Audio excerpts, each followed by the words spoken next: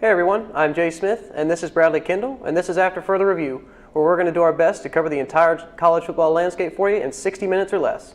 So Bradley, After Further Review? White out, literally.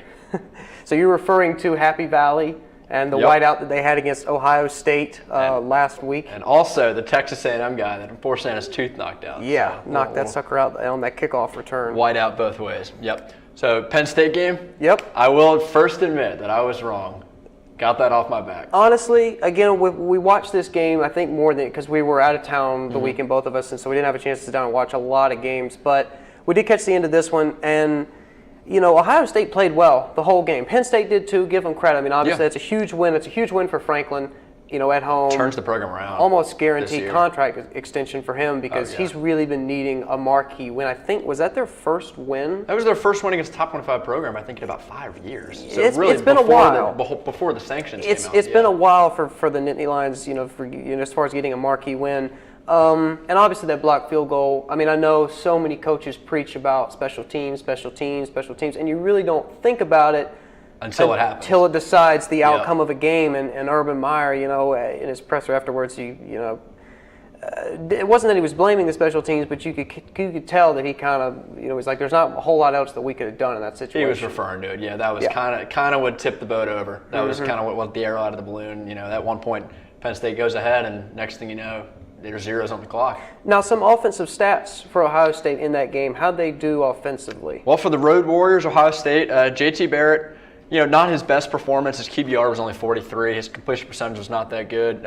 Really struggled to get the offense going. And they started out well. They were up ahead early. It was 21-14. And then did he throw any picks? He didn't throw any picks. I don't think they turned the ball over. That's impressive to be able to do that in that kind of environment. It really just goes to show how good Penn State's defense really was. They had a really good game plan coming into this game. Yeah. And, you know, you wouldn't think looking at this box score that Penn State actually won if you take away the score because their quarterback, Trace McSorley, 8 for 23. For 154 yards. Again, though, it goes back to that special team, something that coaches preach, but you really don't see, you know, until it actually decides the game, because offense, defense is what dominates most of it. But it's plays like those that you really can't control. It's like the kick six several years back between Auburn and Alabama, a crazy way to end the game, and obviously the stadium went berserk after that. Leads us into our next game that we're going to talk about, continuing the whiteout theme with Alabama and A&M. And that one play pretty much described the entire game. Yeah, I'll be honest. I really thought A&M hung with them for a while. It was some points in the first half where it was like, okay, A&M is going to legitimately contend with Alabama all four quarters. Like the Ole Miss game almost, where they were up early. But the final score pretty much summed it up like Bama ran away with it. I mean, it wasn't even close. Once their defense started kicking in, and you know Trevor Knight really struggled to get the offense going on the road. I think everything just it took over. He didn't have his best game, especially in the second half, and that kind of environment. You know, you could tell that they were struggling to keep up with Bama even in the first half. And you knew that it was just not going to be able to continue all four quarters. And that's kind of what teams have happened to them is they get some confidence going early, but what you got to do is beat Bama for 60 minutes, and that's what no team has found yet to do. No, they've been, you know, with the schedule that they've played and how they performed, it's hard to argue against them not being in the number one spot right now. And for Jalen Hurts, I mean, for a true freshman, Nick Saban's been giving him praise the entire year. Yeah. Not his best performance, but all around. I mean, he's leading this team as a young guy and really looking good. Always good to have a home crowd in that kind of game, you know, with Texas A&M on the other side. I mean, it's good to be in your own environment, but at the same time, impressive performance by him. You know, Kevin Sumlin and A&M, that's their first loss, and they just can't get over that hump. They always start out strong, but they can't continue winning in the SEC. So you know that puts them back a step. You know, they may still be able to contend for, you know, a solid season, maybe look 10-2 or something like that. Now, has A&M, have they ever, since they've been in the SEC, have they ever made it to an SEC championship game? They have. I think Missouri has. Missouri's been twice, actually. But they didn't win. Missouri never won. They got beat by Auburn. But A&M has not made it to the championship game yet. Wow. So if you're A&M, yes, you're playing, you know, high-level opponents week in, week out, but at the same time, you have to sit there and go, if we can't even compete for a conference championship, was that the best move? And they've established themselves. They're officially a good SEC school. Absolutely. I mean, they're contending. Absolutely. Well, they can't get over the hump, like you just said. Not contending. So is that really contending? I mean, not really. I mean, that's you're in the hunt, middle. But you got to be front of the pack. If I'm A&M and I'm top 10, right? Like, you know, before that game, obviously, you don't really want to just be in the hunt. You want to be at the top of your conference. You're hoping Nick Saban leaves soon. West Virginia, TCU, and the Mountaineers. How about them? Yeah, I mean, how about the Big 34-10. 12 having a team now we can look at? Impressive, honestly. I hadn't really paid attention to West Virginia all year. Like I said, they've been kind of creeping up like Nebraska, but I think really they've looked almost more impressive than Nebraska. This was everyone's wake-up call for West Virginia. Start paying attention to them. They're 6-0. They got, I would say a solid win in TCU. They've had back-to-back great performances, Texas Tech and now TCU.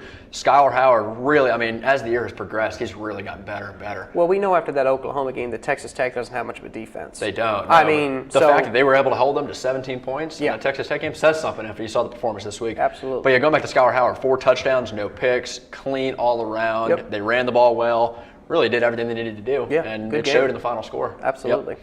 Next game, going back to the SEC, we have Auburn and Arkansas. Did you see this coming? No. And I honestly did. This game wasn't even really on my radar, but I guess Auburn. it shouldn't have been because 56-3. Jeez, Wow, that's like breathing new life. The people on Bleacher Report couldn't even keep up with the score. It was going up so No. fast. Gus Malzahn, I don't know what he did, but he's turned the ship around a little bit, and they whipped up on the Razorbacks, who a couple of weeks ago, people were saying, hey, maybe Arkansas can make a run. They contended a little bit with Bama. They beat Ole Miss. You thought, okay, this might be, they're taking a step up, but my gosh, a slap in the face. What were some key stats, I guess, from that game? Now, this is something. Auburn's rushing. You wouldn't think, if you're looking at the box score, Auburn's passing, it really wasn't that good. They only had 89 passing yards. You scroll down a little bit, they had 7 rushing touchdowns. Wow. Spread the ball out. Everyone got some. Wow. Even Sean White, their quarterback, was able to sneak in for a score. So yeah, impressive. Auburn is the number 3 rushing team in the country actually right now, and this definitely helps pad their stats a little bit. Yeah, not bad. Like I said, all around impressive. Not even letting Arkansas get in the end zone. Just dominated them in all facets of the game right there. Not much else you can say about that game. And we never thought this year would be a good Iron Bowl, but now you look at this, Auburn. Yeah. If they can run the ball, now you go up against Alabama's defensive front seven, and that's a different story there. But my thing is if like you said, they had 7 rushing touchdowns. So if you're able to spread the ball around and get different guys in and interchange constantly almost every drive and keep them fresh, exactly like Michigan, then I think maybe they have a more viable chance of rushing because it's not the same guy hitting that literally that brick wall every play. Now you want to talk about offense? Our next game, Oklahoma, Texas Tech, one for the ages right here. Set 30 different FBS records. And another game you wouldn't. It was just under the radar. You really. Yeah. Well, you know it was probably going to be a good game to a certain extent, but Are there any defenses that played in this game? That 66-59. It's not even worth clicking on the box score for It the was defense. just and we'll talk about it a little bit later when we get into our our one big thing from each Power 5, because that's one of the things that I highlighted this week from the Big 12 was just there was just no defense in this game, and how many records it set and some of the performances that we may never even see again. It looked like an all-star game. Yeah. Look, it really did. Looked like a Pro Bowl. Yeah, absolutely. Patrick Mahomes is the second. 88 passes. He ran 100 plays. Yeah. It's hard for Oregon to do that a few years ago. Yeah. And I think he had a total of 734 passing yards. Yep. And still lost the game. So do you really feel bad after that performance? You really got to look at your defense like, can we get a stop now? Yeah, but when your defense gave up 59, I don't know. Yes, if you're Oklahoma, you got out with a win, but 59 points to Texas Tech. Obviously, there are some serious questions. If they're not addressed right now, they'll be addressed in the offseason. That for a fact. I wouldn't be surprised if they bring in a new coordinator. Yep, and all their struggles on defense is all going to be awoken once they play a West Virginia team that can stop them on offense possibly. Mm-hmm. And Baker Mayfield's really going to be tested with that West Virginia absolutely. defense. Yep, they're not going to be seeing Texas Tech week in and week out like that. So those are our 5 big games from this past weekend. Now we're going to move on to the ref segment, and we have a red flag. Yeah, we got a challenge flag this time, a little bit different. But again, I'll go through. I'm going to ask you 5 questions. Then I'm going to throw in a bonus question like we did last week with the the $10 bill on the line. You offer your opinion. If I disagree, obviously I'll throw the flag. So first question: James Franklin secured a contract extension with a win over Ohio State on Saturday night. I don't think officially. I don't think it was like a team like you could say like Houston, if they get that marquee win, he gets a contract extension. I think Penn State a little bit higher in demand. So if he keeps this up, I think he has to continue this the rest of the year. So I don't know if one win will do it. Maybe sustain success the rest of the year. Okay, I'm going to throw the flag there. And the reason is mainly because like we talked about at the start of the show, I think it was their first win against a ranked opponent in quite a while. I don't know exactly how long it's been, but in quite a while. And honestly, as much as I love James Franklin and what he did at Vanderbilt and what he's trying to do at Penn State, he just hasn't really done much. You know, one of he hasn't. One of our friends, says that Penn State is. I mean, they're consistently mediocre. There's nothing. They're always in the hunt, but they're never really spectacular, and they never do anything that makes you really pay attention to them outside of their conference. So for me, before this win, I didn't really see Franklin getting an extension. I didn't either. I mean, I'm not saying they're going to fire him at the end of the year, but it was more like, okay, his contract ran out. We're not going to renew. We're just going to get another guy. Because I just didn't see – it was just like where Penn State's not going anywhere. I know, yeah, I see what you're saying. I think for Penn State, though, it's a bigger program, and if it's like a lower level, like almost group of 5 team, and they beat Ohio State, then you're looking – It used to be a bigger program, but after all that's happened with Paterno – the name brand, though, with Penn State, it's name brand can only get you so much. They still are looking to return to that level. Yeah, so, absolutely. Now, is Franklin the guy to do that? I think you need to see a little bit more before they actually judge if he's really the guy. Because remember, they got a lot to live up to, getting back to those expectations. Perhaps, but again, before this win, there was nothing really going for them again this season. They were just kind of in another middle of the road. Tremendous coaching job. Yes. Tremendous coaching, especially coming after the Michigan loss, 49-10. Great there, great to get the guys ready to play. Yeah, well, again, I've been high on Michigan all year, and so that kind of with their performance against Penn State and with Ohio State, looks better. It makes our state look, it does. Next question, going to go ahead and move on. Leonard Fournette and Baker Mayfield are both back in the Heisman hunt. I wouldn't say. I don't think so. I think there's too many good guys out there. I don't think I could see them cracking the top 4 in terms of best players in the country. If you ranked them like top 8, you could see them slide in there. I just don't see, especially because their teams aren't playing well. I don't think so. I'm going to throw the flag again. Fournette's performance this past week was spectacular. Especially that one hit. Yeah, I mean, it was absolutely spectacular. Is he back? Is he, at the top? Probably not. But in my opinion, right now, it's just, I know Lamar had a huge weekend against NC State. I totally realize that. So he's definitely back up there at the top. But it's so wide open. Besides that, Deshaun, he hasn't really put together the type of season that we saw last year. And then there's talks about the Washington quarterback and Browning. Yep, I would take him over them at this point. And so it's besides Lamar being pretty much a lock at this point. There's not anybody else that I would say is definitely going to go to New York in December. So, I'm not going to say that they, should be back in the Heisman hunt, but they probably are just because there's nothing else going on. I'd say they have 2 things going for them right now. If they're able to continue to win, and the fact that they play on Oklahoma and LSU. That alone helps you. Yeah, absolutely. Brand recognition, like we talked about a minute ago. Next question. Charlie Strong's time at Texas is at a close. Charlie Strong's term at Texas. Time at Texas is at a close. Is his time running out? I've heard a bunch of that stuff with the boosters about from Texas. Now they really are so strict with that. Yeah, I think as their schedule doesn't get any easier, they're going to struggle, and I think this might be his last year. I saw in his press conference again today, he and I'm paraphrasing, but he basically said something to the effect of, "We've used the cliche, we're almost there so many times, it's just become so repetitive." It runs out eventually. Yep. And it's almost like Franklin. Yeah. I know Charlie Strong has had a couple wins. I think he beat Oklahoma last year, and it was a big win for him. And the Notre Dame one was big before. It was. Not really anymore. Franklin's win obviously has much more magnitude, in my opinion, than anything that Strong has done at Texas. Yeah. And I like Charlie Strong. He did well at Louisville. Great at Louisville. But I got to agree. I just don't. If they continue the way that they have, even if they go to a bowl game and win, I think he's done. Could be shaping up for a pretty busy offseason with coaches. Yeah, lots of coaches. Yep. I think already 4 are out mid-season. Charlie Strong could either be the 5th now or at the end of the season. Yep. Next question. Stanford should appreciate how Colorado beat them on Saturday 10-5. And what I mean by that is, Colorado, obviously, they haven't made a bowl game in 6 years. Yeah. They have 5 wins now, so they're 1 away from getting to a bowl game. And the way that they physically matched, and I know that Stanford's been...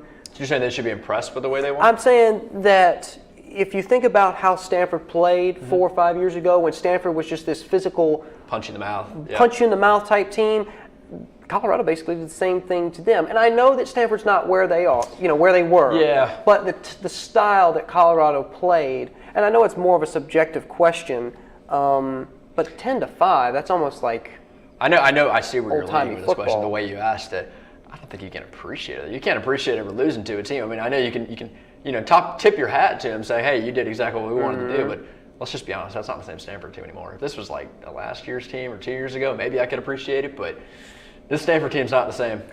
And another job that may open up if Stanford continues to slide is David Shaw, who I think is a great coach. Potentially. I may give it a couple years just because they lost a lot from last year. Right. And Stanford, I know that it is a name brand, but... Well, it wasn't 10 years ago. It wasn't, and he's really taken that there. So, well, Harbaugh got it. Too. Harbaugh Yes. got him there, and in my opinion, I compare Stanford to Oregon. Harbaugh was equivalent to Chip Kelly.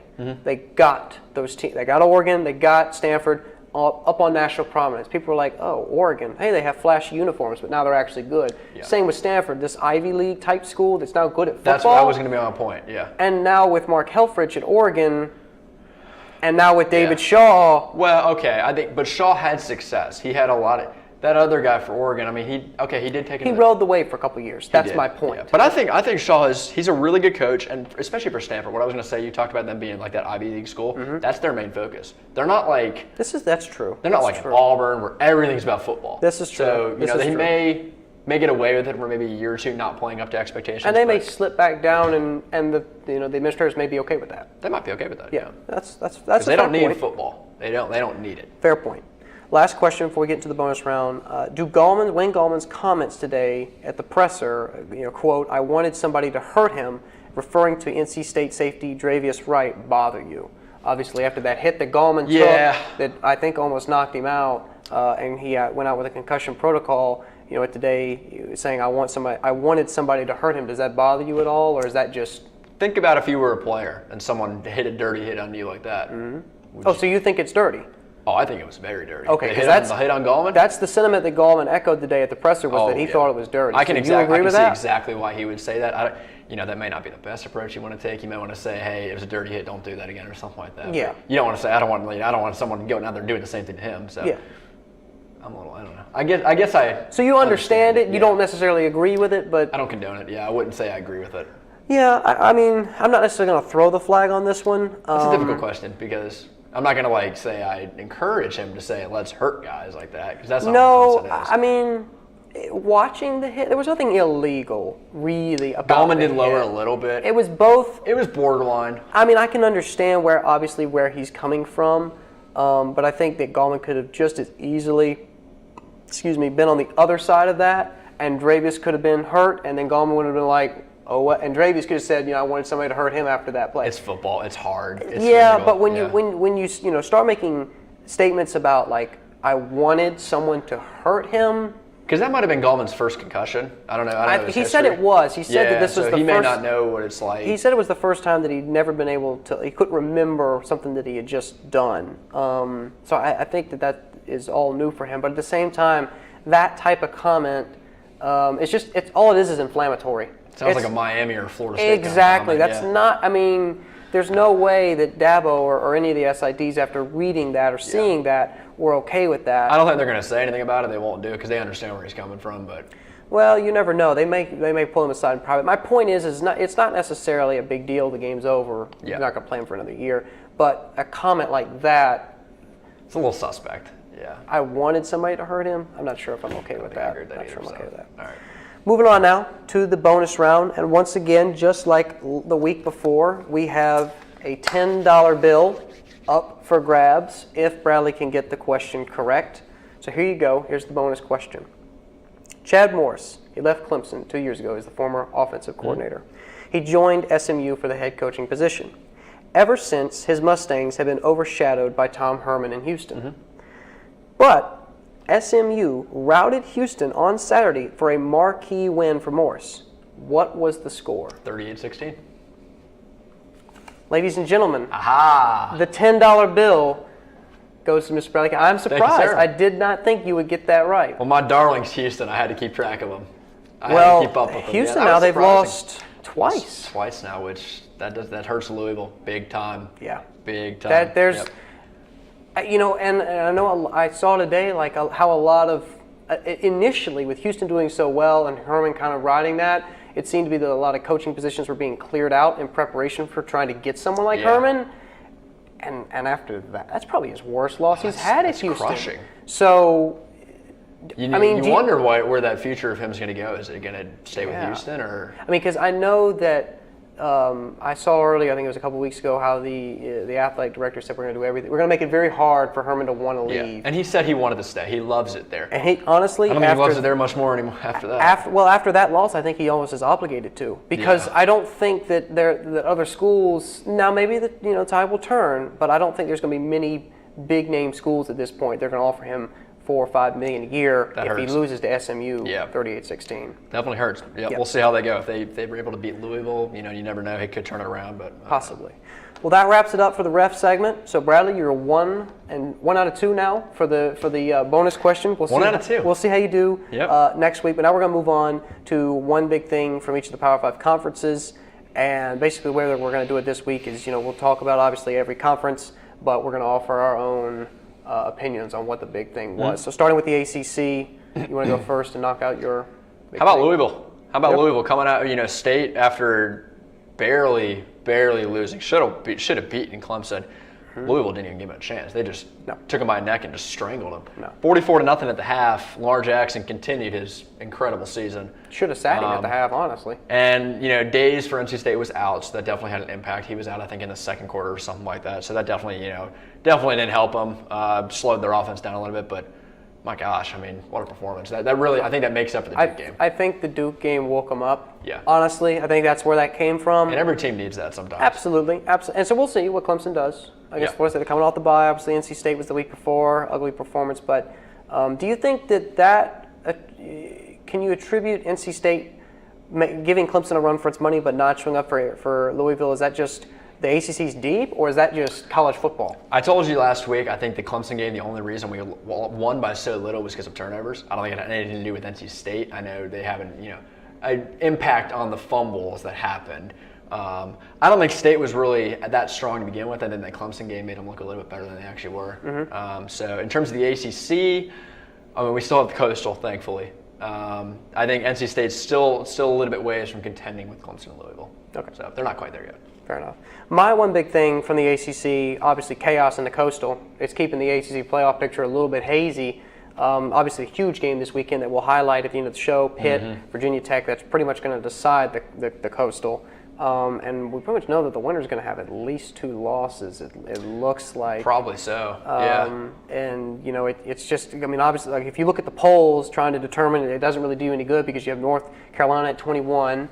Who lost to Virginia Tech at 25. It's just a web. Pitt's 2 losses came by a combined 8 points, but they're still behind teams like Troy and Penn State, who they beat in week 2. So the Coastal. It doesn't line up. It's like every team is trying their hardest to not win the division. And Miami was there, and then they're not there. So I'm not sure, but I think the Pitt Virginia Tech. I think if Virginia Tech can win this weekend, pretty much. Might be their 2 best chances. Locks. Yeah. Locks this is huge for both teams. Yeah. Yep. I agree. Moving on now to the Big Ten. My one big thing from that was obviously Penn State's upset over Ohio State. And I think it proves that the Big Ten has more depth than possibly we gave them credit for earlier in the season. And that can help Ohio State's case, at the end of the season. You have example like Maryland beat Michigan State. I know they're on the downhill. 5-2. Maryland almost going to get a bowl eligible. Yeah, they beat them 28-17. Like you said, one more win for bowl eligibility. Minnesota is at 5-2, and they're still in the hunt for the Big Ten West. Yep. May not have a legitimate chance, but they're still kind of hanging around. That Big Ten West really setting itself, better than past years. Yes, and big games this weekend, like Wisconsin, Nebraska, and Michigan, who is playing Michigan State. It's Normally still that'd be a big game. Yes. Yep. Mm-hmm. Your big thing from the big thing was really, I think Ohio State is not completely out of it yet. I think people were going to overreact to the Penn State game and say, they lost to a team that Michigan destroyed. They're completely out of it. I wouldn't say that. I would say Ohio State with 1 loss, they still control their own destiny. They beat Michigan. What's their path to get in if they beat Michigan? Got to beat Michigan. They got to win out. They got to improve off this game. They got to start, their trajectory's got to go up a little bit, and then they got to beat Michigan. Okay. And then we'll see how it goes from there. Now, if Michigan falters, let's say the unthinkable happens, and Michigan State beats Michigan, then that I mean, like that could hurt the Big Ten's chances for sure. That's my absolutely. yeah. Because then if you have it's almost like the Pac-12 self-destruction. Oh, absolutely. Because if Ohio State, let's just say, ends up beating Michigan, and Ohio State's only loss is to Penn State, do they get in? The Big Ten does not want to give people a reason to count them out. And if a loss like that happens to Michigan, then we could easily say that. Agreed. Your big thing from the Big Ten? You went over that? I went over Ohio State. Moving on now to the Big 12. My big thing was Oklahoma, Texas Tech. Obviously, an offensive performance. It's an eye opener for the ages. Just some of the just to go down the list, some of the craziest stats that I could get from that game. Baker Mayfield had 2 incompletions in the second half. He went 13 for 15, 269 yards, and 4 touchdowns in the second half. Texas Tech quarterback Patrick Mahomes, he had more passing yards in one game than 3 FBS teams have all season. That is unbelievable. He has more passing yards in that game than Navy, Tulane, and Army have. I think they for sure on the offense got a day off for practice this week because they did their job. 10 consecutive touchdown drives in the second half. Texas Tech went 20 of 25 on third downs. And at least, like we said earlier, 30 FBS records were broken in this game. Both quarterbacks combined for 1,383 total yards. Texas Tech put up the most yards ever by a losing team. 100 total pass run attempts for the Texas Tech quarterback. Mahomes, yeah. Yeah, Mahomes, and he went 52 for 88. And 1,708 total yards gained by both teams. You think his arm is hanging on the ground this week? I mean, that was like NCAA put on easy. It was on easy, exactly. Put like 15-minute quarters, just throw. Playing like Charlotte. Yeah. Yeah. Crazy game. Man. Yeah, defense is the coordinator's got to be a little nervous. I know there's other games that happen in the Big 12, but that for me was just. I mean, how could you go? You may never see something like that again. You might not. No. I mean, this broke so many records that we might not see for an entire season for some quarterbacks. Absolutely, career. Moving on to the Big 12, for mine, chance of a playoff spot. West Virginia, I think they've solidified themselves now. They're, they've crept their way up and they've proved themselves worthy. Been under the radar for a while. They have. Baylor, haven't seen it yet. Really easy schedule. They definitely get a test. They play, I believe, Texas this week, and they've done what they needed to do, though. They've done what they needed to do. Yep, they've beaten all the cupcake teams.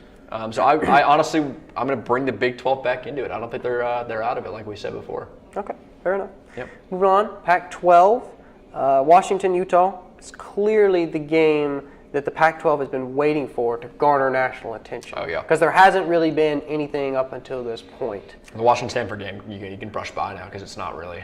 Yeah. It wasn't really much relevance. So, this game is huge for the conference. It's huge for Washington. It's huge for Utah.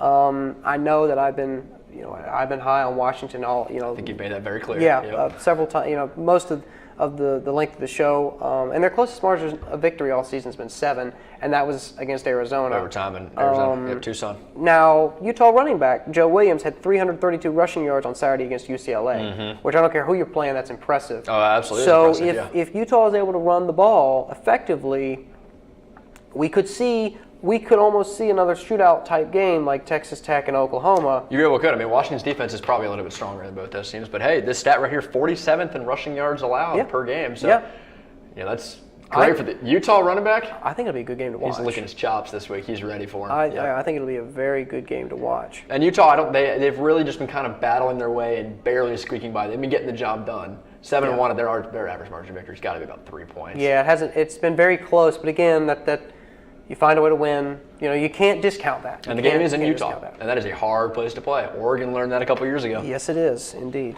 Your big thing from the Pac-12? Big thing from the Pac-12, gotta be, Utah squeaking by UCLA. I had the exact same thing. Yeah. Honestly, that's the Pac-12. And it's interesting because UCLA, their quarterback, they switched out quarterbacks from Josh Rosen. So they finally potential Heisman candidate now sitting on the bench with the clipboard doing all the hand motions. He got so much hype at the beginning of the year. What about Jim Mora? What do you think will happen to him?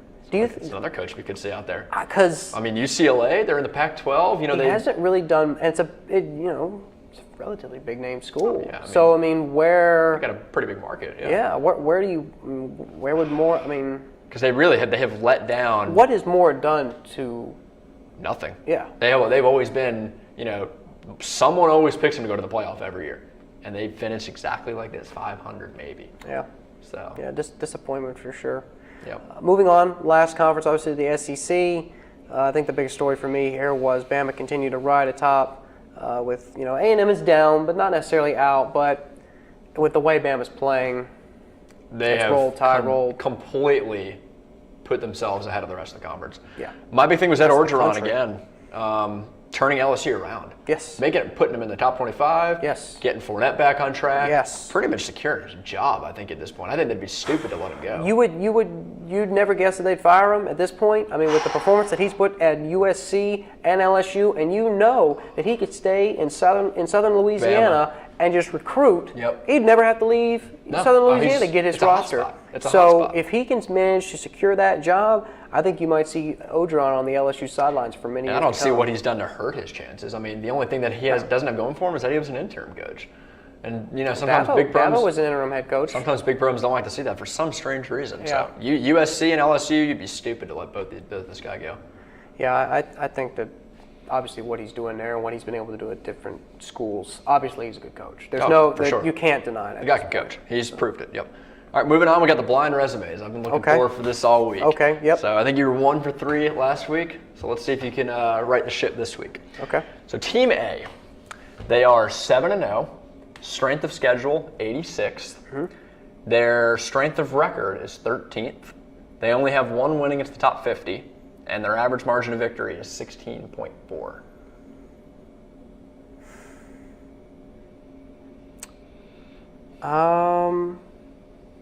I have a little bit less undefeated teams for you to choose from now. Yeah, that's tough. I've got 3 in my head that I'm... We should let you call it. Phone it's not... I know, I need a lifeline here.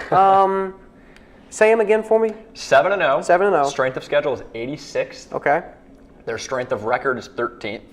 They only have 1 win against the top 50, and their average margin of victory is 16.4. Was the win against the top 50 a ranked team? It was not. Gosh. Is it West Virginia? No, it is Nebraska. Nebraska. Okay. Their schedule is relatively soft. Nebraska's 7-0? They were undefeated. They're not. Wait a minute. I thought that they were Nebraska's 8-0. They're not. I believe they're 7-0. Are they? I think they are. Yeah. I think they had a bye week. Nebraska. 7-0? Yep, you're right. 7-0. Okay, 7-0. I don't know why I thought they were. They could be 8-0 after that Wisconsin game right there. Yes. I thought that Bama and Nebraska. Okay. But yeah, that remains to be seen. It's kind of like Baylor. We just don't know yet what they're capable of. We knew they had some high expectations. We know they have an experienced quarterback. But this will definitely tell a lot. Yeah. I'm really looking forward to see how they do in Camp Randall. So their average margin of victory is 16.4 for Nebraska. Okay, gotcha. Yeah, so relatively good. Yeah. A couple touchdowns. Yeah. All right. Team B, same record, 7-0. Okay. Strength of schedule, 67th. Their strength of record is 7th. They're 2-0 versus the top 50, and their average margin of victory is 13.9. They're 7-0. They've beaten 2 teams in the top 50? 2 teams in the top 50. So basically they have better numbers all around except for average margin of victory compared to Nebraska. What was their average margin of victory? 13.9. That shouldn't give it away. That should be the other stuff that you get. Clemson? Boise State. No. Boise State. Really? Yes. I'm thinking playoff teams here. No. Well, you wouldn't think it'd be up there, right? We talked about that last week. Boise State doesn't have a chance. I was curious looking Michigan. at these numbers. They beat Washington State and BYU. Those are their 2 wins so far. No. I'm not saying they're a playoff team. For someone who preaches about who they play and looking at their schedule, I mean, I've been arguing Washington and Michigan all year. Now, the rest of their schedule, that's why I was so high in Houston, because they had a win to, Until they lost twice. Until they did lose twice. But aside from that, okay. If you look at some of these teams, I know they haven't been the flashy, they have the blue field, that's what they have going for them. They haven't been the flashy team like Washington. But outside of the soft games they've played, the Washington State and the BYU win, if you compare that to some other teams like Washington who only beat Stanford, I'm not saying they're better than Washington, I don't think they are. Mm-hmm. But it's interesting to look at the numbers when you look at that in the Mountain West. Your stats are their record, their strength of schedule. Their strength of record. What is that? ESPN does a strength of record where they compare them to the rest. Throw that out. That just confuses me. So you've got record. Well, it's that cool to doesn't look mean at. anything. Okay. So you got record, strength of schedule, margin of victory. And record versus the top 50. You should do record against ranked opponents. That's what you should do. But anyway, all right, move on. Because there's some teams that are like 26 that are really good teams, so that's why I put them in there. Okay, fair enough. Anyway, Team C. You just mad because you didn't get it right. These are hard. These are That's so the much point. harder than my questions, That's even the my point, bonus dude. question. I want to see how you do. All right, next. This might next be one. this might be the hardest one. Team C. Their record's 5-2. Strength of schedule is number 2 in the country. Their strength of record, I know you don't like that, is 11. They're 3-2 versus the top 50. And their average margin of victory, they've lost 2 games, so it calculates at negative 0.3. And I think the total in their wins has been about like 15 or so, or like 11 or something. Wait a minute. What's their average margin of defeat then? Defeat? Yes. What are they, like when they've lost both of their games? How bad have they lost their games? I don't know the exact number, but it's been a good amount.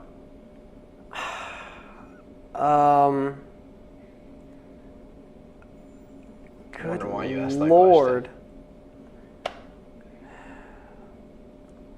The only 2 lost teams that I could think of that it would be legit are Wisconsin and Florida State. Unless it's Auburn or Oklahoma.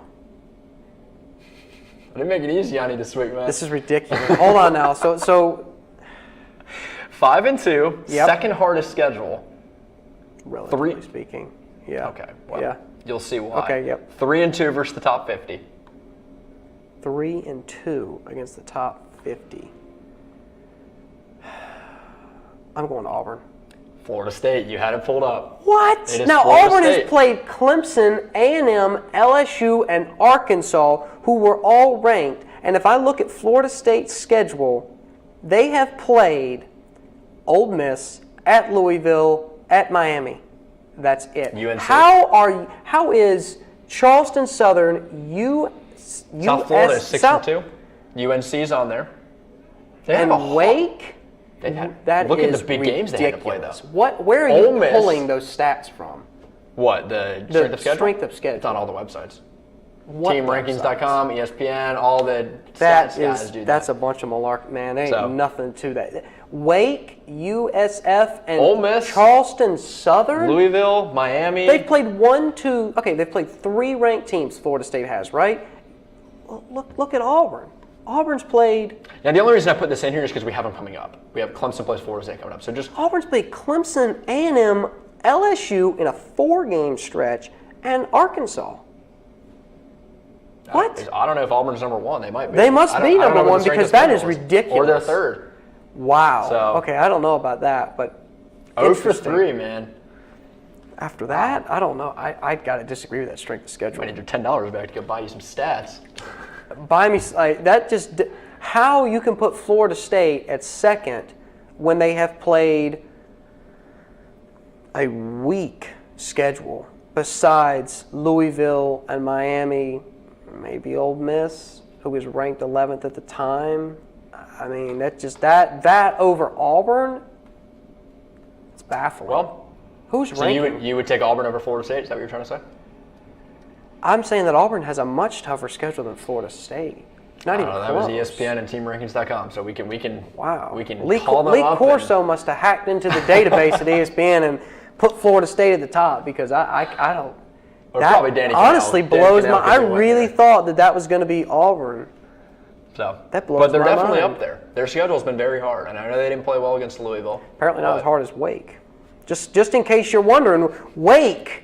Don't sleep on them, man. Those demon deacons, they'll get you. Well, you did tell the exact same thing 2 weeks ago, so you can joke. You can joke about that. Okay. Well, I'm surprised. So I went 0 for 3 on the blind. Better luck resumes. next week. Wow. So All right, well, moving on now to the playoff bracket. We're going to pick our top 4 teams, and obviously, the first 2 out. You want me to go first? go on ahead. I went Okay, first last I'll week. go first. So my top 4 this week, and I know last week I had Alabama at 1, Ohio State at 2, Washington at 3, and Michigan at 4, and I had Clemson and A&M as my first 2 out. This week, obviously, some things have shifted around. Thanks to Penn State. Yes. At 6, I have Ohio State. Okay. Obviously, they dropped with the loss to Penn State. I know it was a fluke special teams play, but still got to honor that loss. I've put. It's not that I'm, because I know that I put Louisville up at top for a while there, even though they had the loss. So I totally am. But obviously Ohio State's a much younger team, the youngest in the country, and I haven't really been sold on Ohio State up until that most recent week. And I was like, okay, maybe they're legit, and then they go and prove me wrong. So Ohio State back down to 6. I've got Nebraska at 5. Oh my gosh. I've got Nebraska at 5, and what? It's you tough. heard me read the stats out. Yeah, Who they beat? Strength of schedule. But who've they beaten? Look, I know Nebraska's 7-0, and I know that you can say who have they beaten, but That's a fair question. well, you could say the same thing about Florida Washington. State's strength of schedule. I mean, they again, it's very tough for me because I would have put Ohio State 5. Honestly, 5 and 6 again, this for the second week in a row, are just there's such a gray area there. I mean. I think that right now, because Nebraska is undefeated, they get the nod over Ohio State. But for the most part, if Ohio State played Nebraska, I think Ohio State would win. I do. I think it would be a close game. I think it'd be closer than people So you would think Nebraska expect. Deserves it more than Ohio State at this point? Because they're undefeated. Now, they got at Wisconsin and at Ohio State 2 weeks in a row. We'll see what they're made. So the Cornhuskers stay in my top 6 may be very brief. I mean, they may We'll never see. crack the top 4. Now, if they beat Wisconsin and Ohio State on the road consecutive weeks, and the rest of their schedule is pretty favorable. you better believe I'm going to have them up there. But that being said, I don't think they're going to get through that unscathed. I'm exactly with you. For right now, they're at 5. I know that's a little iffy, but moving on. Fair top enough. 4. 4, I have Clemson. Okay. Finally, they're back in your top their first appearance in the top 5, I think, or top 4 Too long. in 3 weeks. It's been a while, and honestly, I just had to put them up there because the NC State game just lingers in the back of my mind, and I'm fine with that. I get chills every time I think of that game. They're talented, though. Oh, of Very course, talented. absolutely. I looked at when I ranked my top 6 teams. I looked at obviously their record and then their games against ranked opponents at the time that they were played. And Ohio State, I'll give them credit, they're 2-0. Both games were away. They won. Nebraska is 1-0 this season, and that game was at home. Clemson has only played 1 game against a ranked opponent all year, and it was at home. It was Louisville. That is why I've been a little bit, especially with how we've played in those other games. That's some of the reasoning behind why I haven't been sold on Clemson for so long. Moving on, though, at 3 I have Washington. Obviously, the manner that they've played, they're 7-0. They're 1-0 with a win against the top 25. It's at home. So I understand that it's kind of comparing peas and carrots, but I think that the way that they've played in those other games, Stanford, I know they had the scare against Arizona, but they didn't need overtime. They did. Or did they? Was it an overtime game? Okay, so they needed for 1 game versus our performance against NC State and Troy.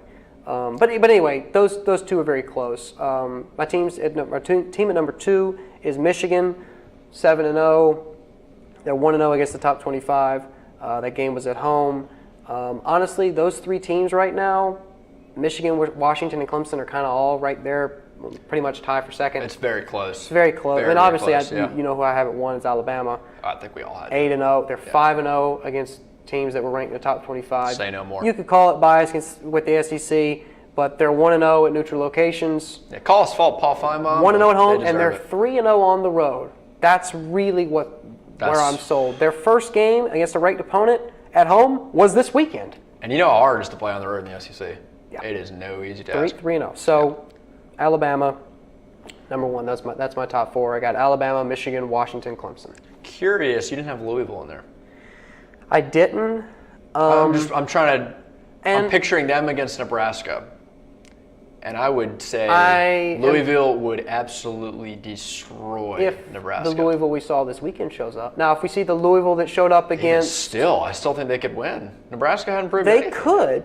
I don't even have Nebraska in the top 10 right now. That's a fair argument, but and for me, it's just the inconsistency that Louisville showed. It was one game. In addition to the inconsistency that Clemson has showed. So hear me out here, though. That was 1 game. For Louisville. That was 1 game. And you called it a wake-up call. So every team kind of needs those. No team, even Bama almost lost a game. Let's just be honest here. They almost lost to Ole Miss. Washington almost lost. Michigan was close to losing. Everybody's had their close calls. Everyone's going to have at least one during the year. No one's going to be perfect every single week. Honestly, I'd put Louisville at 7.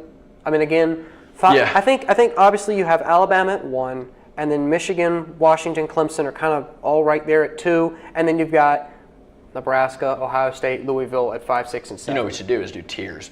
That'd be interesting. We could do like first tier, second tier, third tier. I just think that in terms of who's in the driver's seat, Nebraska is more in the driver's seat than Louisville. Yeah. Because Louisville, That's a good point. If we're talking about playoff here. Clemson has to lose literally to Florida State and then choke against like a Pitt, or like Syracuse. I think they play Wake Forest. So in terms of playoff potential right now, that's a totally Louisville is looking. Well, that's what this is the playoff. This is what we're trying to do, is predict who should be. Okay. So in terms of that, I don't think that Louisville is in the driver's seat as much as Nebraska. Now, will Nebraska stay in the driver's seat after these next 2 games?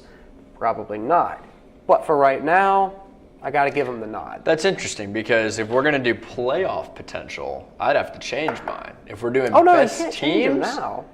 If we're doing best teams, this is what I like. This is what I'm ranking. Best teams. Because that's what I want to see the committee do. Is not do who deserves it more just because Nebraska went undefeated. So are wins and losses not as when you say best team, like I'm just curious. Who has been most impressive to me? Okay, but how do you judge that? What are you using to judge who that? they played, the eye so test. So you're big on strength of schedule? Big on strength of schedule, how they played in those games. Okay, how they've opponents? looked. You could do common opponents if that comes into play. If you have Clemson and Louisville, if they played each other, you'd have to put Clemson above Louisville, I would think. But yeah, like when you compare Louisville versus Nebraska, I know if Nebraska goes undefeated, technically we have to put them in. If you look at who's been most impressive, I shouldn't have used Nebraska. I should have used like a Baylor. Baylor, a team that hasn't done anything yet. If you look at them versus Louisville. Well, they've done everything they were supposed to do. They haven't done anything. The thing with Baylor, I don't think just because you schedule bad teams. But they haven't done anything wrong. What has Baylor done? They haven't done anything, barely anything right. So why penalize them? You're penalizing them for. Oh, I'll give them their due. Not really. You're not giving them any credit. Once they deserve it. How are they going to deserve it? They got teams later on in the schedule. They got Oklahoma. They got West Virginia. Because you've lamented the fact that Michigan hasn't really played anybody. You've lamented the fact that Baylor hasn't really played anybody. You've lamented the fact that even Washington doesn't. I will really keep play teams anybody. out. I will not, like preseason polls, I will not put teams up there until they've done just so I understand, you are not willing to put a team in your top 4, the best teams, simply because they haven't had the opportunity to show what they can do right. And until even they if do, they haven't done anything wrong. But every team gets their chance. And until they have that chance, I know week in and week out we like to look at the top teams, but the final poll is what really matters. And once we see how they've done and proven everything they can, then I'll look at it. Okay. But as of right now, I haven't seen enough of Nebraska to make them more talented than I would for Louisville. Fair enough. Okay. So I haven't even announced my top for you. I'm gonna start at 7 just because I think there's 7 teams that legitimately have a shot. 7, I put Ohio State. I still think they have a great chance to move up. Wow, you dropped them a lot. Well, I think in terms 7? of We haven't done a 7 yet. I'm gonna put them down to 7. It was close between them and Where'd Washington. you have them last week? I had them at 2. Woo. It was close between them and Washington. Yeah. But just the way that they played against Penn State, especially a Penn State team that really did not play well against Michigan, I think that was eye-opening. That was really big. And I know I was huge on them, but their youngness was able to they came out and it showed. So I got them at 7. I still think they can creep their way back in. 6, I'm going to go with Washington. Kind of like what I was saying before. I haven't seen enough yet. If they beat Utah handily, if they do what they've been doing this week in and week out to teams, then I'll think about moving them in. But until then, I haven't seen enough from Washington yet. Now they've been impressive. That's why I got them up at 6. At 6? Been more impressive than Nebraska, Baylor, teams that Where do you have Nebraska? Oh, I got them both out of the top 10. They haven't. So you got West Virginia up there, don't you? 5. I got West Virginia after the TCU game this weekend. Called it. They now have. So West Virginia has been more impressive this season than Washington? Who they've played. They have beaten 4 top 50 teams with the 30th. That's so subjective. With the 33rd hardest schedule in the country compared to 92. So subjective. Compared to 92 for Washington. That's so subjective, though. Best wins TCU. That's a better win than Washington's had. by a long shot. TCU is a good win all of a sudden? BYU's a good win. Texas Tech's a pretty good win. BYU's not a good win. They just lost They almost beat Boise State this weekend. They went for like a, what was it, 4th and 19 from their own 4-yard line, and they did a fake punt. I'm just saying, TCU they would beat Stanford. That's a better win. Anybody would beat Stanford at this point. That's a better win than Washington's had. So from that, Washington killed Stanford 44-6. In case you forgot, I mean they killed them. And Stanford almost lost to Notre Dame. So what does that even mean? It means that, nothing. They've done what they needed to do. Like I don't understand why people pull up the Stanford game. But anyway, because that's what people consider Washington's best win at this point. And West Virginia has proven more. They've beaten better teams. I know they haven't destroyed everybody, but they've played the last. You know how in the beginning when we started doing the show, you like to see how teams have done, starting with a new week every time. Mm-hmm. This team, the last 2 weeks, holding Texas Tech to 17 points and handling TCU, which TCU, let's not overshadow them. They're 6 or 7 points away from being undefeated. So it's not I just don't understand. It's troubling why you don't give them enough. Like Washington, they beat Rutgers 48-13. Then they had a 59-14 win, 41-3, 35-28, granted, 44-6, 70-21, 41-17. If that was any other team in the country, they'd be in the. I know they're 4 in the AP poll, but I feel like you'd have to. If they were an ACC team, no matter who they're playing in the ACC. Well, that's a totally different story. That's why? Because they're not playing in the ACC. They're playing a weaker Pac-12. The Pac-12 is weaker than the ACC. Did you hear what you just announced? The teams you announced. You announced a 2-6 Arizona team, a 4-4 Stanford team, a 2-6 Oregon team, Rutgers, Idaho, Portland State. What have they done to proven themselves that they can handle Alabama and handle Michigan? They ain't nobody in the country right now that can handle Alabama. Well, brush them aside. What about Michigan? Washington's. I'm just looking at overall the Pac-12. They only have 4 teams under 500. You've got Washington 7-0, Washington State's 5-2. You got Cal, Stanford. Well, no. I'm not saying that it's not a deep. I'm not saying that Utah, Colorado is 6-2. USC, Arizona State. They haven't played them yet. They haven't played Washington State. They haven't played Utah. They played Utah this week. They haven't played Cal yet. They beat all those teams like they've been doing. Heck yeah, I'm going to put them up there. They haven't done it yet, though. So I don't think you're getting ahead of yourself. Fair. But you were just hyping up Boise State as being like a sleeper. Well, I was interested in the numbers there, the way they're not going to make the playoffs. All right, fair enough. So I've seen enough from West Virginia, and they've really impressed me these last 2 weeks. I'm going to put them as the 5th. I can agree with they've been impressive. One of the questions we got later, we'll address that. 4, I'm going to have to put Michigan in. It's like you're Clemson. You don't want to put them in, but you have to. Yeah.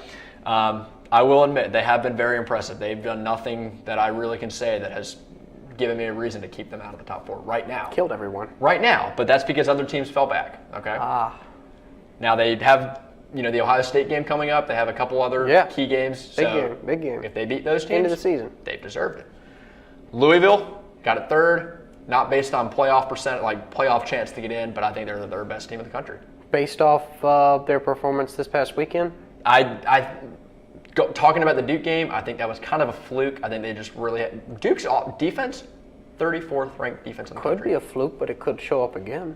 Could show up again, but every team has that opportunity to not impress like they always do. True. Washington can play an Arizona game, so I agree with you. If Lamar is on like he was in the 3rd quarter of the Clemson game, the best quarterback there's in the no country. stop. I absolutely agree with you. My issue has been their inconsistency, albeit slight. What do you mean? Just the Duke game? Because that's really their only first half of the Clemson game. Okay, well, first half. Did nothing. They gave 28 you saw them in the points second half. Though. I did, but Clemson's defense is no joke. You're playing a team like Alabama. You can't sleep for the first half and then show up in the 3rd quarter and be like, "Yo, let's score 35 points." Accurate. But remember, Bama was down. It was 14-13 at the half, so they didn't exactly have a flashy first half. Yeah, but they're a different animal. I know. I understand what you're saying, but Clemson, their defense is very strong. We have the 5th most efficient defense in the country. So what's that based off of? What? What's defensive efficiency? Do you want me to give you some more stats? Well, I'd love to know what defensive efficiency, what does that represent? Yards allowed, turnovers. We have the 7th. We're 7th at passing yards allowed. We're 9th in points per game allowed. We're 4th in tackles for loss. Do you think we have a hard strength of schedule right now? Do you think the teams that we've played have been tough? Yeah. Tougher than Washington? Yeah, absolutely. I broke down, what I did is I went and looked at each team's stats from this year, and I broke down every team has played, their offensive numbers and their defensive numbers. Okay. This is interesting. Clemson, the offensive teams they've played, so the teams that they've played, how they perform on offense. When they played them or just overall? Overall, this is what they rank in the country. Okay. First, 24th, 33rd, 68th, 78th. That's that. The defenses they've played, every team outside of South Carolina State is ranked in the top 50 in the country defensively. Okay. So, I mean, fair point. They've played a hard defensive schedule. Yeah. Now, you look at teams like Washington, offensive numbers for teams they've played, 21st, 85th, 97th, 100th, 124th, 126th. And the defenses aren't much better either. 41, 83, 86, 112, 114, 128. Okay. No, that's, yeah. Looking at that, I know stats aren't everything, but you don't like strength. You don't like strength of schedule. That tells a lot. That I like more. Strength of schedule more than strength of schedule. I just threw that in there just because it's what the committee sometimes uses to judge their teams is the strength of schedule. Yeah. But if you look at that, you look at the offensive defensive numbers, it tells a lot. Yeah, no, that's fair. So Louisville got third. I'm going to slide Clemson to second. I know they've been a little bit inconsistent. I think just overall as a team, if they can, I don't want to look too far into what if, but I think they have one of the most, if not the most talented roster in the country at this point. The defense has been fantastic. Deshaun, even in a bad year, a lot of turnovers, still able to put over 2,000 yards of offense up. Yep. And I said earlier, our defense has been fantastic, and our offense, playing a lot of good defensive teams is still working around the 15th. Agreed. So who you got at 1? I got Alabama. I'm not even going to say anything about that. This is Alabama's going to be. They're working their way into the NFL power rankings at this point. So quickly to review, I had Alabama, Michigan, Washington, Clemson. I had Alabama, Clemson, Louisville, and then I had Michigan. So the only difference there is Louisville and Washington for us. Moving on now to Twitter polls. Earlier today, we asked y'all to go on Twitter and to tweet us using the hashtag AfterFanReview, and we would answer some of your questions on the show. I know Bradley is pulling some of those up, and I will as well. All right, well, I'll start. This is a text I got from my dad, his question, and also my brother, I believe, put this question in. Which team is the worst defense, Oklahoma or Notre Dame? It's a fair point. Yeah. Who's playing the most uninspired is Notre Dame. Absolutely. They're flat. They're playing for nothing at this point. Yep. So I'd have to go Notre Dame there. You go Notre Dame? Yep. I'll agree with you. Their record speaks for themselves. Let's see. Coleman Thompson, will West Virginia win out and make the college football playoff? Or will Baylor and West Virginia get left out because they're the Big 12?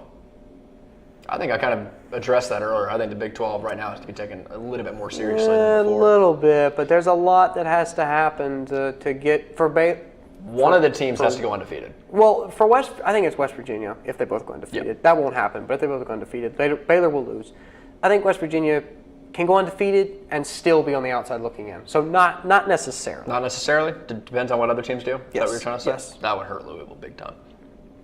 Mark Wright, is West Virginia the real deal? I think so. Real deal? I think it's arguable that they're up there compared to what other teams have done. As far as real deal is like national championship contender? Like competing for a national championship?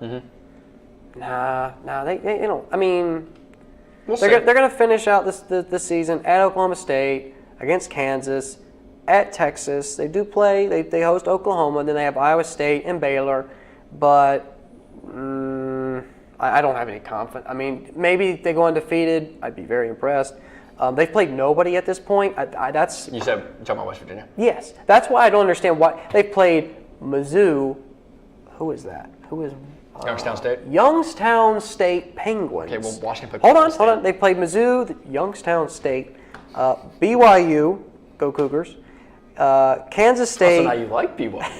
Kansas State, they're dirty. Kansas State, Texas Tech, and TCU. And you have them at 5? compared to the other teams' schedules, I know the beginning half of schedules are usually a little bit Come easier. on now. Texas Tech, Kansas State, BYU, Youngstown State, Missouri. Who's impressive? And TCU, okay, BYU. how is TCU impressive? I told you that already. TCU They is played nobody this year. a few points away from you. They've lost the 3 games that had any relevance in their schedule. They lost to Arkansas by 3. in overtime. Double overtime, They, actually. they lost. They lost to Oklahoma. By 6. And they lost to West Virginia. You know who they've beaten this year? Okay, San Diego. all right. Hold on. San Diego State, Iowa State, SMU, who just trumped Houston, and Kansas by 1 point. If you recall, TCU beat Kansas by 1 point on the field goal that Kansas should have made. How is TCU a good win when they are 4-3? When I line them up against I'm talking about West Virginia. When I line West Virginia up against all the other teams in the country that are vying for that 5th spot, who do you have in mind? Washington? Has a better schedule than West Virginia. No. Who have they played? Who's Washington played? I already went over this with you. You should, Hold on, you should have agreed with Hold me on. now. No. Washington has won every game they've played. West Virginia Has won every game they've played.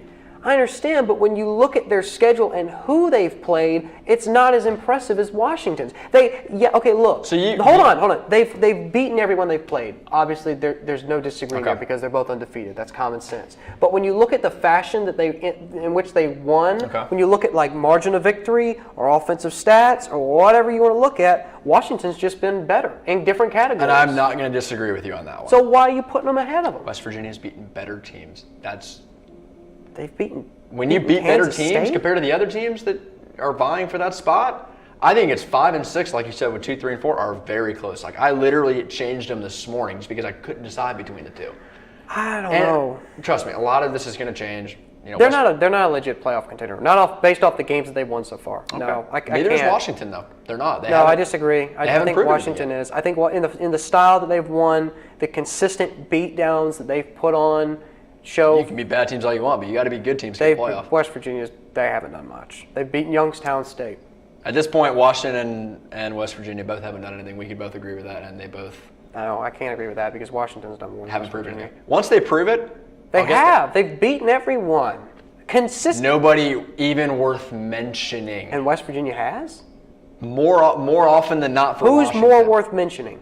You just TCU is more TCU almost lost to Kansas, and though. Stanford almost lost to Notre Dame. You can go both ways. Yes, for but this. Washington beat Stanford by 38 points. TCU beat Kansas by a point. Okay. So how is wait a that minute. determining who's better between West Virginia and Washington? How is West Virginia's win against TCU a better win versus Washington's win over Stanford? That doesn't make any sense. You think Stanford's better than TCU? You just told me anybody would beat Stanford. TCU is anybody. TCU almost lost to Kansas. I know you have off weeks, How but about BYU? BYU, man. They're better wins than Arizona and Oregon. After that fake field goal or the fake punt, I really can't take them you just seriously. need to They lost to get that out of your Utah. mind. They lost to UCLA. They lost to Boise State. BYU's not They compete. BYU competes. Okay. compete. They beat Toledo by 2 points. They beat Toledo by 2 points. I cannot believe you're trying to tell me that. I'm just going based off Stanford, facts. I'm Oregon, going based and off Arizona facts. is better. Margin of victory, and it's clearly there. If I matched up Texas Tech, BYU, and TCU versus Arizona, Oregon, and Stanford, who wins those games? Well, now Washington absolutely throttled Oregon and Stanford. They needed overtime from Arizona, but they 70-21 at Oregon. Washington State scored like 60 points against Oregon. So Oregon, listen to me here. West Virginia is not a legitimate championship Guess what team. Oregon is ranked on defense this year? Where? 128. But guess how many teams are in the FBS? 129. 128. Oh, really? Are they dead They are last? dead last. Wow, that's saying something. So And I already. I just don't. I don't agree when I look at West Virginia's schedule and who they've beaten. I know that they've beaten everyone. I know Washington's beaten everyone. We obviously have to agree on that. But I just don't think that their wins are as impressive. We can disagree on that. If you want me to bring out the offensive and defensive the teams they've played, we're running behind. We're running behind. We need to continue with the Twitter polls, so we're not going to get them done. All right. Is there anything else? Twitter polls. Let's see. Also from Mark Wright. Right now, a Michigan versus Ohio State matchup. Who do you think wins? A Michigan-Ohio State matchup? Michigan, just based off how they've played, and they're obviously undefeated, and they've taken care of business every time. I know Ohio State's good. I know it's at Ohio State. It is at Ohio State, yeah. But I got to go with the Wolverines. I think that'd be close. Right now, I'm even on both, just because I think Michigan would, a neutral field. Pick one. I'll probably go Michigan at this point, on a neutral field. You heard it on here. A neutral field. I cracked him, folks. I finally cracked him. But at Ohio State, I think it might be a different story, so I don't know. Still counts. It's in Ohio State, so. Any more Twitter polls? Is that pretty much it for? We took like 10 minutes discussing the West Virginia question. My brother really wants a shout out. Shout out to Ryan Kendall. He asked. Hey, he does a great job every week sending in questions. He does. We Thank really you very appreciate much for that, bud, because it's always nice to have those. It's been great. Who has a better 40 time, you or me? Who has a better 40 time? 40-yard dash time. If there's food at the finish line? If there's a wall at the finish line, like this kid who ran into a wall doing a 40-yard dash last year, then I don't know what you're talking about. Story. I got a concussion after that one. I see the mark. All right, well, I believe that is all we have. That's pretty much going to wrap up the Twitter poll section for us, or the segment for this show. So now we're going to move on. We have one more question, actually. Oh, we have one more? If you're still thinking, who will win the ACC Atlantic? Probably go Clemson. They beat FSU. What about Coastal? I'm gonna go for right now, Virginia Tech is in the driver's seat, but if Pitt beats Virginia Tech, I really don't know. I don't know if I see that happening. No, I'm looking at. I think Pitt could do it. Looking at some of the stats, Pittsburgh ranks 122nd in defense against the pass. Virginia Tech's quarterback is top I think 25 it's West Virginia's to lose right now. I mean, Virginia Tech? Yes. Yeah. I'm sorry. Yeah. It's Virginia Tech's to lose, not West Virginia. So basically that's going to wrap up our Twitter segment for the show. Now we're going to move on to the upcoming week preview. And instead of doing the top 25 and 5, we're going to switch up and do 5 noteworthy games. Obviously, we have them lined out on the table in front of us. We're going to start with West Virginia and Oklahoma State. And basically the system that we're going to do here is you're going to pick a helmet and give 30 seconds on why you think they're going to win. And then I'll take the opposing helmet and give my 30 seconds too. Cool. I'll start it off. So you start. If you can guess, I'm going to pick West Virginia in this game. I had a few stats coming up here. Both teams were really poor at defending the run and the pass. So defense is, West Virginia's defense has been a little bit better than Oklahoma State's in my mind, but not really that good. Oklahoma State, their passing offense, been pretty impressive this year. And West Virginia's pass rushing offense has been really good. But I'm looking at the last few weeks. West Virginia's really impressed me, the way they've been able to take over formidable teams in TCU and Texas Tech. Right. Oklahoma State, really inconsistent this year. Losing to Central Michigan. So I think it's going to be a close game, especially because it is in Oklahoma State. But I'm going to go West Virginia. Gosh, I guess I'm left with Oklahoma State here. So I'm the Cowboys, and I'm 5-2 right now. I've lost to Central Michigan and Baylor, and I think the best thing I have going for me right now is I have Mike Gundy, and Mike Gundy is one fiery dude. And I'm sure you saw that presser he had a couple years back where he was talking about, I think a journalist wrote an article about some of the players or some of the atmosphere, and he got all teed off at him. And I'm a real man. You come after me. But no, there's really not much else I can add. They were a good team coming in. I mean, to that debate. Outside of that Central Michigan loss and whatever the other loss they had, Baylor. Who you say hasn't really proved anything, and I kind of agree. They did beat Pitt. They beat Pitt 45-38, and they beat Texas, who is kind of on a slide. I think West Virginia overall is. But I do think West Virginia's probably going to win. Skylar Howard, great quarterback. I think their defense has been keeping them there. Yeah. So I think that the Mountaineers are going to get that one done. Next game is what do we got up here? Well, we're going to start over here because we're going to do that game last. Yeah. So are we picking that one? I guess we'll have to. Yeah, I'll do. Who am I going to get here? Yeah, I'm going to go Hokies. I'm going to pick the Hokies, and I know, like we've talked about a good bit. Obviously, they pretty much control their, projected path in the Coastal, and they really could use a win here. As far as why I would pick Virginia Tech over Pitt, I don't have anything necessarily pulled up in front of me, but They've been inconsistent.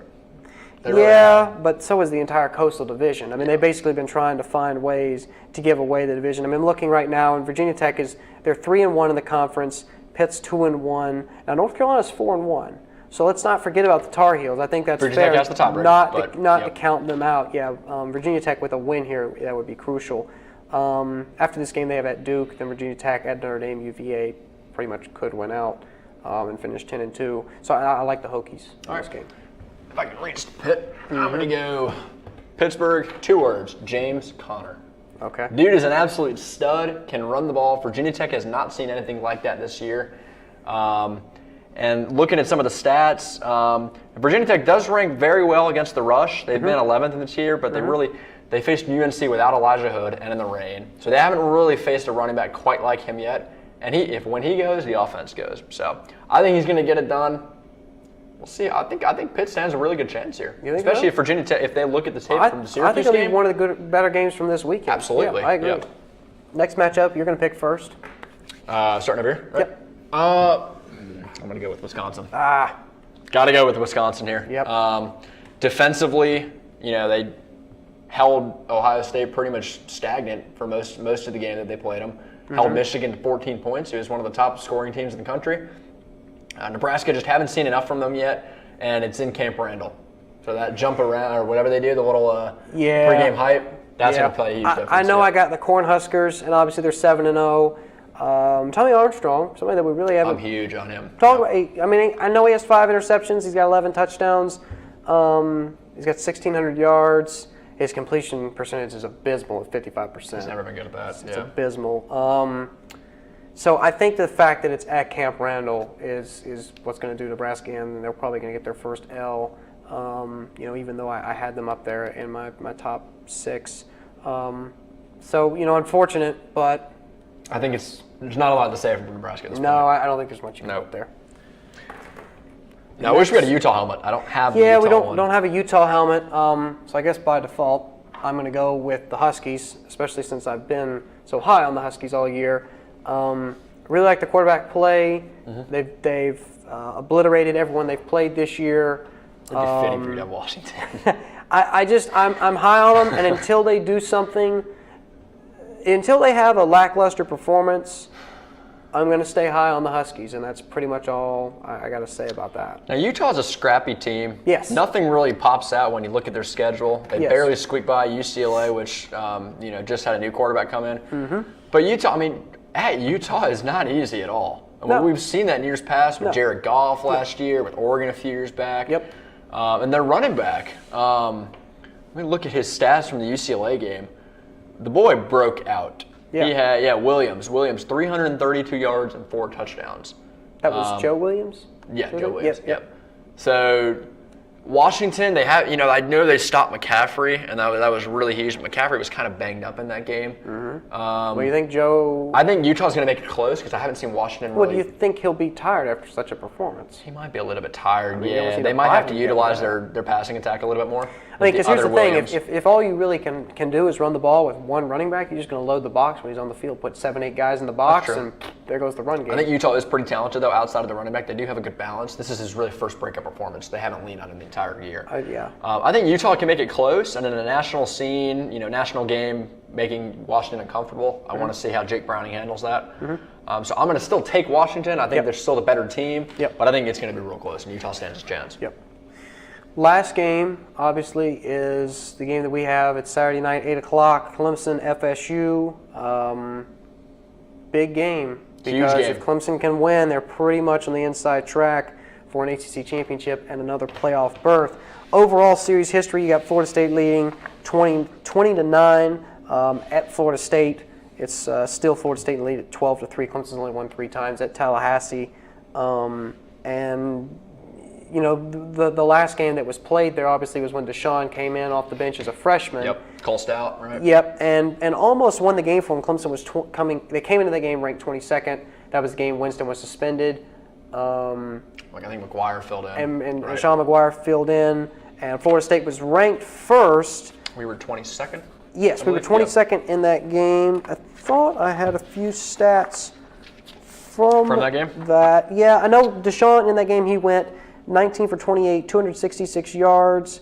Clemson's defense forced 2 turnovers and allowed just 4 third down conversions the entire night. We had 5 sacks against him. McGuire he went 21 for 39, 304 yards and a touchdown. And obviously the game went into overtime and Carlos Williams scored that 12-yard run. And Clemson's defense only gave up 13 yards rushing that entire game. Wow. 12 of those came in overtime. Wow. It was like the Clemson-Auburn game this past year. The defense was stout for Clemson at that game, which is key when you're going on the road. So as far as matchups go, you really kind of have to look at, I think, the defense versus Florida State's offense. Dalvin Cook especially, just because with Matthew Days in the NC State game, when they were really able to get clicking, it was hard to stop them, and our defense was really on their heels for the entire game. And another thing that we hadn't talked really enough about is the fact that as far as leaders, like national leaders in tackles for loss since 2012, Clemson's right there at the top. They have 530 tackles for loss since 2012, which is 41 more than second place Arizona State at 489. Wow. So Clemson head and shoulders above anyone in the country these last 5 years. And that front 4, front 5, getting penetration and getting guys wrapped up in the backfield. We're 4th in tackles for loss this year, and Florida State, I believe. Let me see. I had a stat pulled up for this one. So we are 4th in tackles for loss. Florida State, 95th in tackles for losses allowed. So their offensive line struggled. Got a few holes on it. Exactly. And I think that'll be key because if Clemson's defensive line can stuff FSU's ability to run the ball with Dalvin Cook, that really makes them one-dimensional. Same for the sacks. It forces them to throw the ball into the secondary. And when you want to throw the ball, we're 4th in sacks. Florida State, 111th in sacks allowed. Yeah. So I think the key is to get Francois in a little bit of trouble, get him playing like knock him around early. First half of the Ole Miss game where he just couldn't get anything going. Yep. So I like our matchup. Dalvin Cook scares me, of course. Just based off, last year, that first run he had out, we handled him the rest of the game. He still was able to rack up almost 200 yards of running. But I think overall we have the better team. Watson's been there before. He's been there and done that, and and a hard game to play, especially on the road. Florida State they are ranked 12th. Very talented, top to bottom, but the teams are. It's offensively. I mean, points per game. Clemson is 36, FSU is 34. Now we only allow 15. They allow 28. So like we talked about the defense. Total yards, they edge us out a little bit. We're 474. They're 484. Yards passing, we're at 304. They're at 271. But they average over 200 yards rushing in. They're 213. We're at 169. Yeah. So the key is to get the run game going. It really is, especially with Gallman. I mean, I don't know how effective Gallman's going to be, especially coming off of that concussion. But if you can get him going and get the ball out on the perimeter to Mike Williams and other receivers and playmakers, I think that if it becomes a shootout, I like Clemson's chances.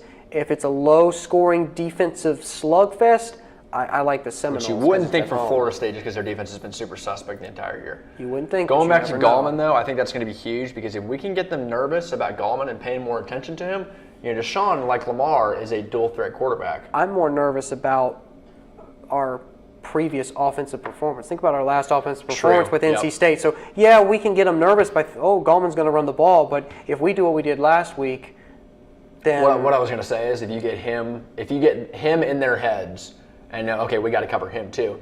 You saw what Lamar Jackson was able to do running the ball against Florida State. Tore him apart, with that. Well, we haven't seen that from Deshaun yet. Haven't seen it. He really hasn't run the ball at all this year. No. Hasn't really connected on the deep ball that many times either. I hope we use that. I hope we utilize that to our advantage. Yeah, I think that would only be advantageous. Absolutely. I don't know why. At least you got to try it. Yeah, I'm picking Clemson in this game because I do think that I think the first to 30 is going to win. Yeah, I'll honestly, go with that. I think the first to 30 is going to win. But if it's below, if 3 touchdowns is like your magic number to win the game, I think the Seminoles may edge it out. You can't ever count them out, especially at home. It's such a hostile environment. But I'm going to pick the Tigers in this particular. I'll go with about a 34-28 Clemson win. I think it's going to be relatively close. We haven't been able to blow teams out. For sure. So. All right, well, that's pretty much going to do it for us. That's another episode of After Further Review. We've looked back at the weekend review and talked about some various things and coaching positions and all that fun stuff. Shift in the top 5, all that. Yep. So for Bradley Kendall, I'm Jay Smith, and this has been After Further Review. Thank you for watching as always.